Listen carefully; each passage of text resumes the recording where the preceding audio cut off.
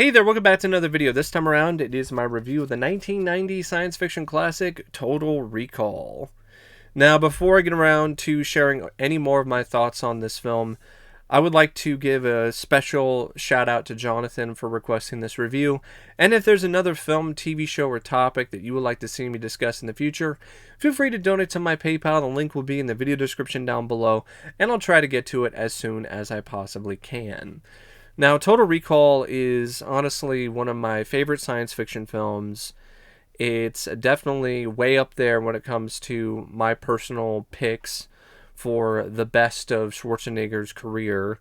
And it's a badass spectacle of a science fiction movie that still holds up very well to this day.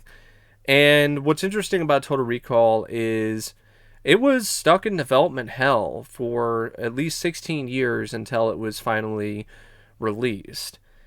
Dan O'Bannon purchased the rights to the short story that the film is based on by Philip K. Dick, the short story We Can Remember It For You Wholesale. And multiple different directors, at least 7 other directors, were involved with a version of that story at one point during its development, and numerous different studios. But for whatever reason, nothing ever got off the ground. I think the closest it got to getting made prior to Carlico and Schwarzenegger's involvement is through DEG, Dino De Laurentiis' company. But something happened where DEG got into some serious financial difficulties, and that's a big reason why that version of Total Recall never really came to be. Now, Total Recall eventually finally got put on the fast track thanks to Schwarzenegger. Schwarzenegger was a fan of the short story. He had heard about all the scripts that had been put around and shared throughout Hollywood, and he thought it could be a good project. So we got Carlico involved. He also was involved as an executive producer, and the rest is history. Apparently, Schwarzenegger was also the one that got Paul Verhoeven to direct the movie, because Schwarzenegger was a big fan of RoboCop, which I find pretty awesome. And he thought that Paul Verhoeven was a good pick to direct this film. And he was dead on. He was absolutely correct. And speaking of Paul Verhoeven, might as well take this time to talk about his direction in Total Recall. He did a tremendous job here. This is right up there with some of his finest work throughout his career. It exemplifies and showcases all of his strengths and then some. The action sequences are thrilling and shot in ways that create maximum thrills and adrenaline. The other sequences that are showcasing the grand spectacle of Mars and showcasing the beauty of things are also shot in ways that are really strong. And he is a master of balancing tone. He directed so many films throughout his career that featured a lot of hyper-violence, but also satire. And he was able to blend them together in ways that really did come across as seamless. The tone never felt like it was off-putting or it was out of place, because he knew how to find that right balance. And Total Recall, I don't think, would be as special of a film if Paul Verhoeven wasn't the one behind the camera, because this script is very snide and mean and violent, and Paul Verhoeven was the perfect guy for the job, because he knew how to deal with all of that and make it something that is consistently entertaining and engaging for an audience instead of distracting, which I think other directors have tried but failed to do after Paul Verhoeven or around the same time, where they're trying to do something in the vein of RoboCop or Total Recall, but they can never find the right balance of tone. Also, Paul was very passionate about visual and practical effects. He was a big fan of them, and he always wanted to have his films be a showcase for the best that those effects artists had to offer. So he gave them a lot of leeway and a lot of opportunities to just do whatever they felt was right, and also to go way out there and outside of the box. Like, Paul Verhoeven was a guy who would allow Rob Bottin to be essentially a kid in a candy store and just let him do whatever his heart or his mind desired when it comes to this film. That's why you have that great scene with the 2 weeks lady where the head breaks apart and it's Arnold underneath. That's because Paul Verhoeven was a director who would allow an effects artist to have that kind of sandbox. He allowed Rob Bottin to take that kind of risk, and it paid off because Total Recall wound up winning winning an Oscar for best makeup effects, if I remember correctly, or visual effects. It won an Oscar for its effects. So Rob Bottin was rewarded handsomely for his work in this movie. And Paul Verhoeven was a big part of that because he allowed Rob that outlet for his creativity. He also worked well with his cast. He tended to be a guy who had a good environment on the set. And all in all, Paul Verhoeven has always been, in my opinion, one of the best directors of this genre of action or sci-fi. And Total Recall was no exception to that. This is definitely Paul Verhoeven in his prime, and it's something genuinely special to watch and experience. The film also features a script by Ronald Shusett, Dan O'Bannon, and Gary Goldman. And for a film that went through multiple different screenplays and rewrites and so on, this script turned out to be quite special in its own right. This is a really solid script. The only issues I have with this screenplay are the moments where it tries to do this whole, is it a dream, is it a simulation, or is it reality kind of thing. I know there are people who really like that about this film, where it makes you question what is real and what's not. I don't particularly care for that because it makes things more confusing and muddled than they need to be. I prefer Total Recall as a straight up instance of reality. This happened. This wasn't a simulation in Quaid's mind. This was real. And when you throw in that doubt about what's going on, it just makes things less engaging, at least for me personally. Definitely, if it's this idea that he's lobotomized at the end of the movie and this is all in his head and it never really happened. To me, that's a really lame ending, and that completely undermines everything when it comes to this movie and how effective it is.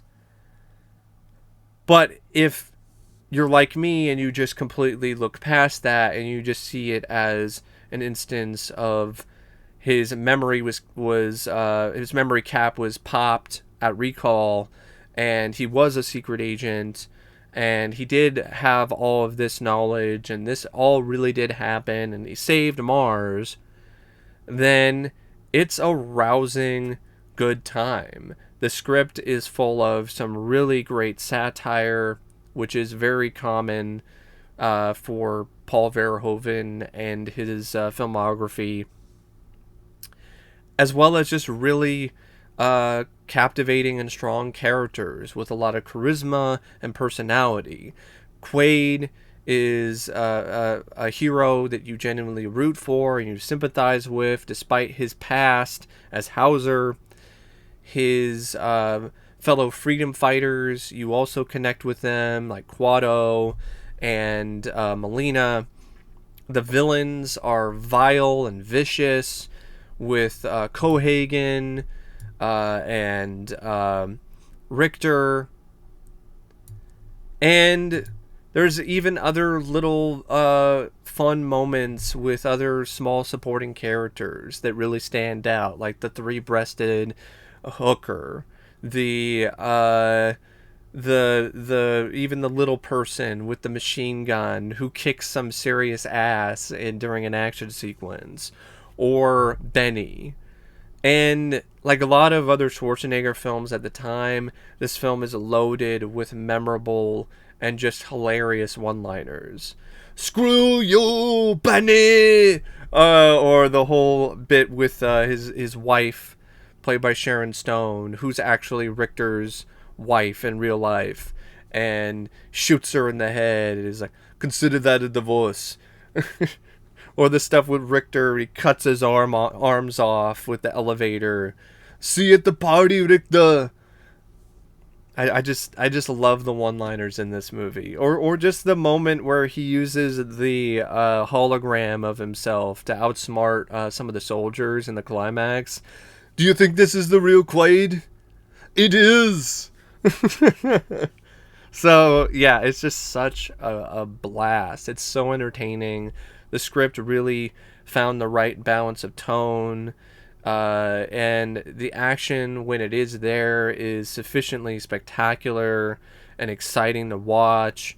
And there's a lot of stuff that's going on in these action sequences that makes them stand out from one another, and makes them pop in their own way with certain chosen visuals and concepts.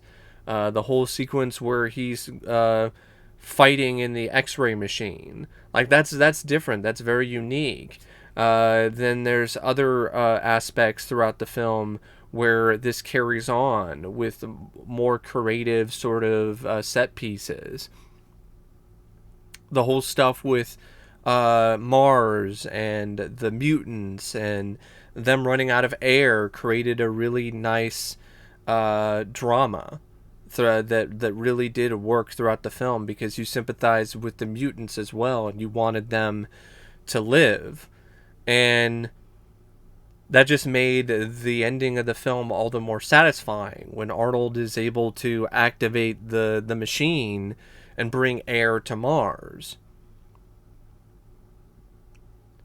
And there's also a nice little romance in between there with Quaid and Melina, and a very satisfying way to ultimately take out the bad guys. I mean, Richter gets his ass kicked, Cohagen gets shot out into Mars and dies in graphic fashion with his eyeballs popping out of his head. And yeah, it's just a really strong script in so many different ways. From how it starts things off with a dream sequence with Quaid on Mars and gives you a taste of things to come, and then it goes into Quaid at work, at his job, and then him considering going to recall, and then the whole recall scene where he goes to recall to have this memory of being a super spy and saving Mars and planted it in his head. And then things just go haywire. His memory pops, his memory cap pops, he freaks out, his cover's been blown, he starts kicking all kinds of ass, and then from that point on, the movie is just a runaway thrill ride. It never stops. It's just consistently fast-paced and fun to watch, all the way to the end credits. So yeah, I love this story. I love the script. Other than those moments where it tries to confuse you or make you think it's not real. But other than those few little scenes, I love this screenplay. It's a really solid script. The cast is also phenomenal. I mean, this cast is just absolutely amazing. I mean, Arnold Schwarzenegger is Quaid and Hauser, just larger than life, just full of charisma and energy, just a great lead.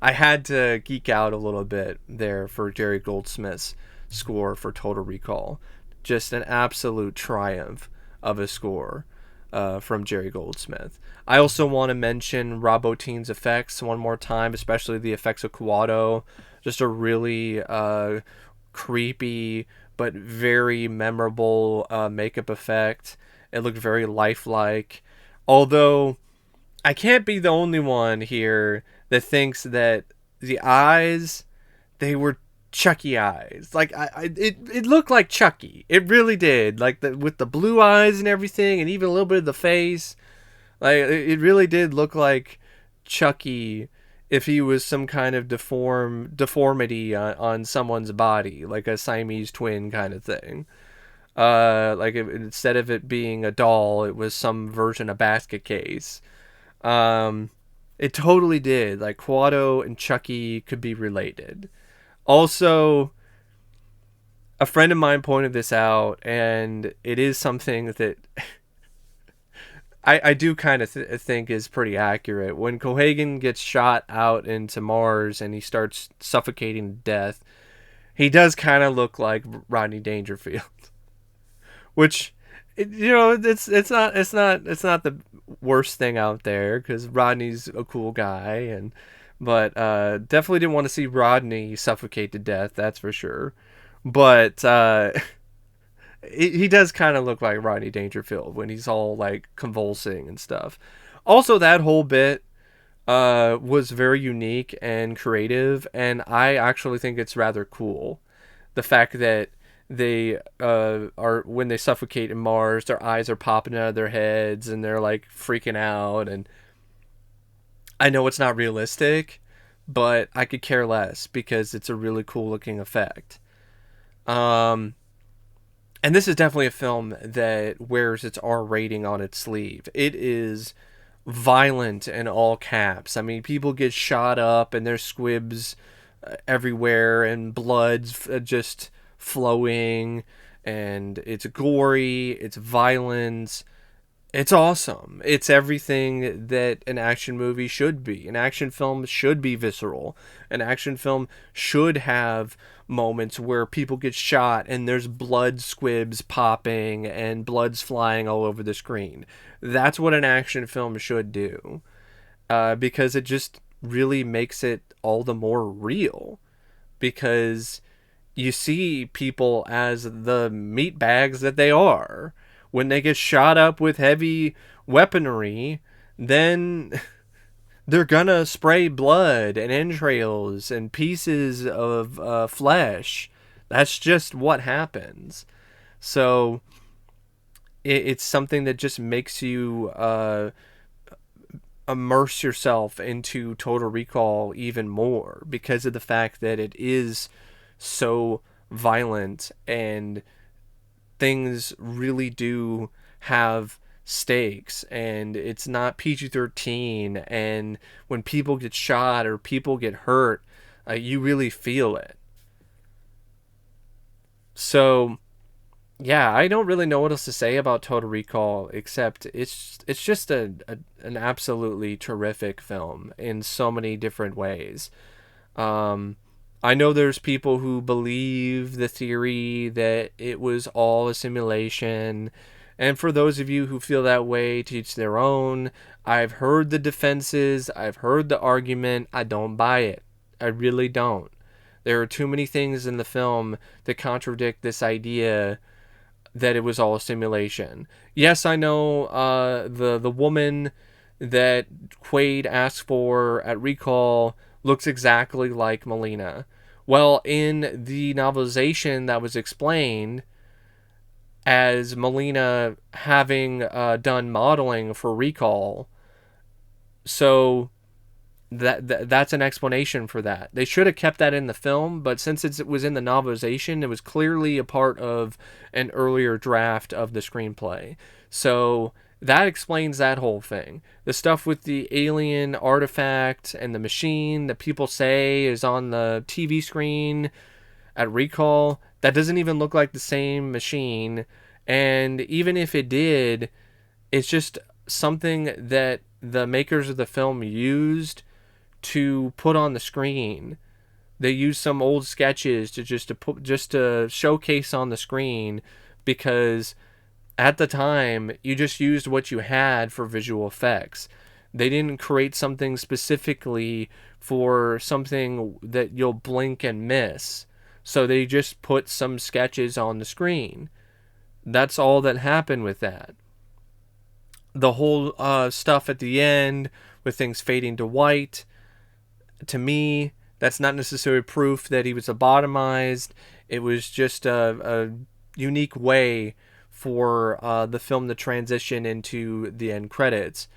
The whole moment where he's saying that they mentioned that it could be a dream, that's just coincidental. It doesn't mean that it actually is a dream. I know there's also this bit in the end credits with some bits of the score, with some moments from Recall, and when it comes to the audio, I highly doubt that this was planned out so thoroughly that Verhoeven or the writers or somebody had this bit in there when it comes to the end credits. I think it was just thrown in there as just a cheeky bit by whoever was putting the score together for the end credits. That was nothing that was planned ahead of time. So I've heard it all. I've heard all the arguments. I've heard all of the defenses of the theory that it was never real and Quaid never got his ass to Mars, and I don't buy any of them. But that's just me personally. Because if that was the case, this film would be nowhere near as good to me. It would be a movie that was great up until the ending, where it completely fucked itself over. So, yeah, I just had to kind of throw that out there, because when it comes to Total Recall, that's definitely something that comes to mind with this movie.